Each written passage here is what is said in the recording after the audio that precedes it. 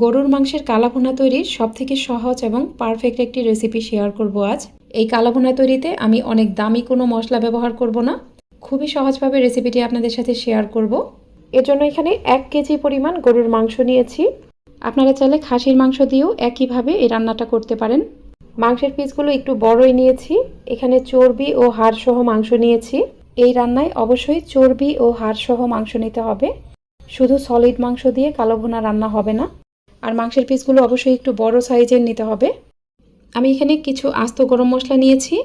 এখানে 3 টুকরা দারচিনি, 6টা সবুজ এলাচ, 10-12টা কালো গোলমরিচ, একটা বড় কালো এলাচ, 3টা লবঙ্গ ও 2টা তেজপাতা মাঝখান দিয়ে একটু কেটে নিয়েছি।